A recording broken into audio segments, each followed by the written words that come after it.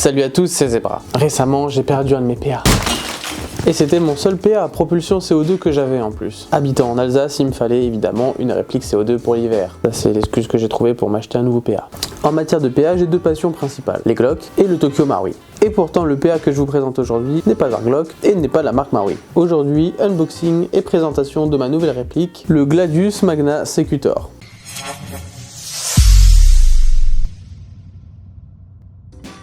Je l'ai commandé chez Destockage Games avec quelques cartouches de CO2, je sais plus combien j'en avais, du coup dans le doute j'en ai pris une dizaine. Pour ce qui est de la boîte, alors très belle boîte imprimée aux couleurs de Gladius Secutor avec du rouge, du noir. On voit le petit autocollant ici qui stipule qu'il y a du matériel Maple Leaf à l'intérieur directement. Alors elle s'ouvre par le dessous. Très sommairement, on va trouver un petit fascicule avec les informations techniques et la notice d'utilisation.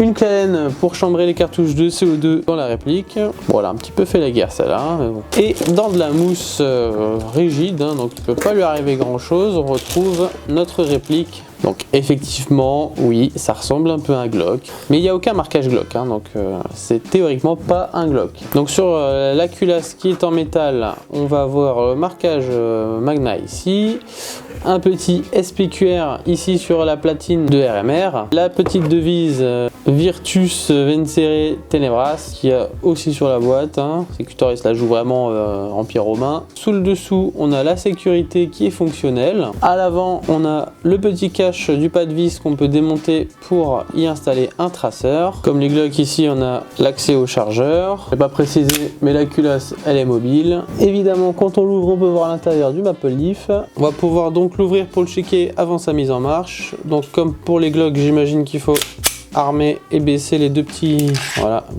goupillons. Alors effectivement c'est plutôt sec. On va mettre un petit peu d'huile de silicone sur le ressort. J'aime bien remettre dans les glissières.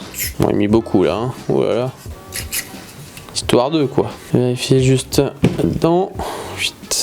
Bref, ça.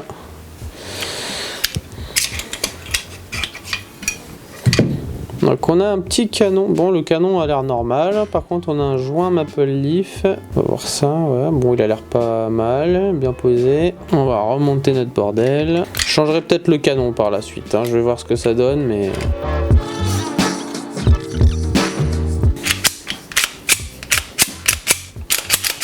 c'est quand même un peu mieux déjà. Alors on va chambrer une cartouche de CO2 pour voir ce que ça donne. Pour accéder au compartiment de la cartouche de CO2, il va falloir retirer ça là. Donc il suffit de retirer un peu le ressort. Voilà, pour avancer la plateforme.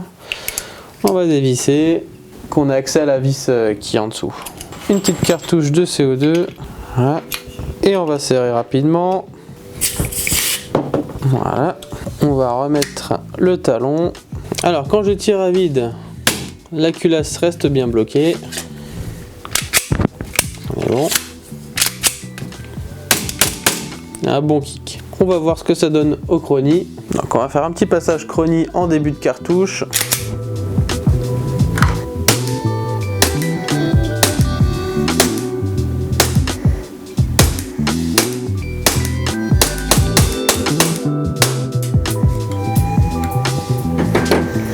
Donc toutes mes billes ont été tirées. On a une moyenne de entre 270 et 290 fps, ce qui est parfait pour un PA je trouve. Et si on y apportait ma touche un peu. Et voilà, donc on aime, on n'aime pas. Moi je joue essentiellement CQB, donc traceur, lampe, laser et RMR. Voilà, donc pour conclure, je suis très content de ce petit achat. Il m'a l'air de très bien faire le taf et va parfaitement correspondre à ce que j'ai besoin sur le terrain, à savoir un PA compact, pas très puissant, histoire de pas blesser à courte portée, accessoirisable facilement, léger et puis qui offre des bonnes sensations de jeu quand même.